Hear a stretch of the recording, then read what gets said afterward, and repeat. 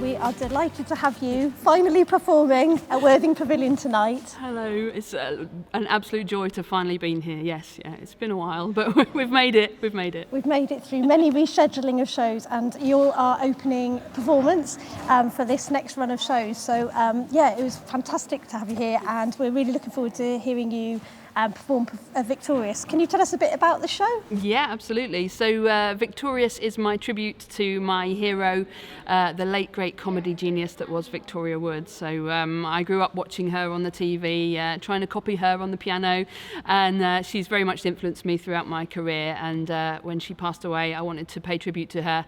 So I put together a show that celebrates all of her silly songs and kind of tells the story of how she influenced me, and some of my own songs in there that are very much in her style too. So it's a really fun show. It's a big celebration, lots of laughs, a couple of tear-jerky moments, but it's all good. We're going to have a lot of fun tonight. That's fantastic, and so she obviously has been a huge influence on you and your work. And how did you start as a performer in your own right? Wow. Okay. So I did music at university. I did a pop music degree at uni with the intention of just becoming a songwriter. I didn't intend on being a performer at all. But friends kept nudging me on stage at open mics and things like that, and I just kind of got into the swing of performing. And I'd always performed a little bit of comedy here and there, and that just sort of took over when I moved down to Brighton. I started doing more and more comedy gigs rather than music gigs, and I never looked back really. Obviously, in this show, you're focusing on Victoria Wood, and she was obviously a huge influence on lots of people of our age and older and younger, and like her legacy is massive in comedy and still lives on. And is there something about her that you particularly identified with, or what sparked your love of Victoria Wood, do you think? I always just loved female comedians. I would always watch any female comedian on TV. French and Saunders were my other big heroes as well. So to have a female role models in comedy. And Victoria Wood, her material is just always so relatable. Everything she did was always about real people and, you know, situations that you could relate to and imagine yourself or a member of your family in. So I think that was always the key to her success, really, just being so relatable to so many people. Yeah. And do you think, and so obviously we've been trying to get you here through 3 lockdowns and numerous occasions to bring this show to Worthing, and we've got a lovely full house tonight, really looking forward to it. So I think that what you were talking about, her being so relatable, obviously translate to the audience as well. It's just a fantastic celebration for us to start with, I suppose. Yeah, absolutely. And you talked a little bit then about your French and Saunders, and so what do you think about the sort of new comedians, female comedians coming in through the scene that you identify with or that you're influenced by? Yeah, so my big influence over lockdown, I binge watched a TV show called Crazy Ex-Girlfriend on Netflix, written by this genius called Rachel Bloom, who's a musical comedian. So she started out making funny songs on YouTube and got picked up from there, and she wrote this sitcom which is packed full of hilarious comedy songs. So she's my big influence at the moment. That's what I've been spending the second lockdown doing, writing my own little sitcom, which I'm going to put out on YouTube in a few months' time, hopefully. Oh, fantastic. And so do you always write on your own, or do you write with other people? Have you ever collaborated with anybody? I've never really done any collaborations. I've kind of always been a solo artist. I've done work with a improv group, so I've been the musical director with the Short and Girly show in Brighton, so I've been with them for a long time.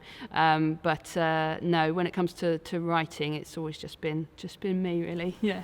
And as you're sort of progressing now, you've been through this lockdown, and did you find it hard creatively to get the juices flowing in this? Because I think that lots of people seem to have been put a little bit on the back foot by it, because obviously you're not getting the same stimulation, you're not seeing the same people, and how have you managed to unlock your creativity in that really time? Yeah, it was difficult. The first lockdown, particularly when everything was all quite scary, and we didn't really know what was going to happen. It was difficult to find much inspiration, especially in comedy, in those months. And as a performer, having all my income taken away, so having to find other ways to make a living through those months. So I've been learning other skills, working for a marketing company, doing bits and bobs of all sorts, really, expanding my skills, which has been great. But having to do that and then find time as well to fit anything creative in was difficult. But second lockdown this year, I've sort of allowed myself a bit more headspace to do that, and it's been quite productive. I've surprised myself how much I've managed to write over these last few months. And so tonight is your first performance back of this. Well, we could only technically do it from yesterday, I suppose. So we're second night in, so that's really good. And then you're touring Victorious for a good few months, catching up on all of those postponed dates. So I've got a handful of shows through the summer, and then from September onwards, I'm hoping to sort of start back and pick up all of those dates that were cancelled from last year. I think it'll take me through into about March of next year by the time I get them all finished. So what should have been an 8-month tour is stretching almost 3 years, but we'll get there. And so could you tell us a little bit more about the next project that you're working on? I'm sort of digging for some more info. You'll have to scoop that already? Yeah, I'm on that. Yeah. Yes. So what it is I've been working on? It's an 8-part web series. I keep calling it a sitcom. I don't know if you'd class it as a sitcom, but a little web series, little 15-minute episodes. Each episode has 2 comedy songs in it, and it tells the story of me trying to work from home but being distracted by all these different things. And there's sort of a little gentle storyline that runs through the 8 episodes to a little bit of a twist at the end. So it's really different to anything I've done before. I've never written a script before. I've never, I'm playing the lead role. I'm playing myself. I'm not an actor, so this is all new. But I've got some fantastic other performers that are going to help me out. Some other local comedians who are going to take part in it as well. So really excited about it. It's going to be a lot of work. I've put in a lot of work already, and I've got a lot more work to do on it. But it'll be something completely different to showcase my skills. Yeah. Wow, that really does sound. And what's your worst, or well, not worst, but what is the thing that distracts you most being in the house?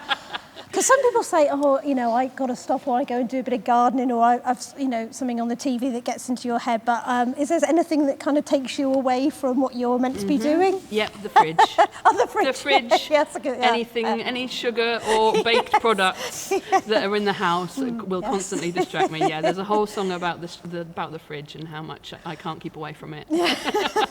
Yeah, it seems to talk to you, doesn't it, through the walls? Absolutely. Well, I just think it sounds really exciting and a really interesting direction to take your skill set, as you say. Yeah, it's just something different. It's something that I could do in the lockdown scenario. It's a way of carrying on being creative, and not knowing when I was ever going to get to perform again. I thought, well, at least I can put something out there to the world through YouTube.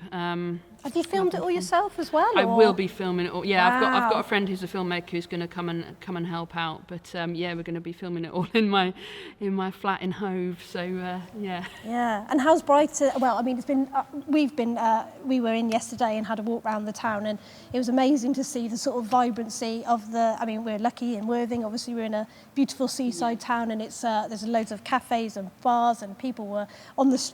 I was going to say on the streets drinking, but you know what I mean, like sat outside enjoying the sunshine and everything. And so obviously Brighton has got that similar sort of vibe. So have you found that people are desperate to come back and see, are you performing in Brighton soon? I've got a show the week that would have been Brighton Pride, because that's all now been cancelled again for this year. But I'm doing one Victorious date in August in Brighton that week. So yeah, I think generally there's going to be a clamour for tickets. People are going to be desperate to get back out there. Certainly these sorts of theatre shows. I'm not sure about the sort of club nights and that sort of thing. I think that's another step away yet, because I run a women's cabaret and social club night called Indigo Club over in Brighton. So I think that's going to be a few more months away yet. But certainly the theatres, people seem keen to get back in again. Yeah, they definitely are. We've been amazed. We've been amazed and delighted about the support from the town,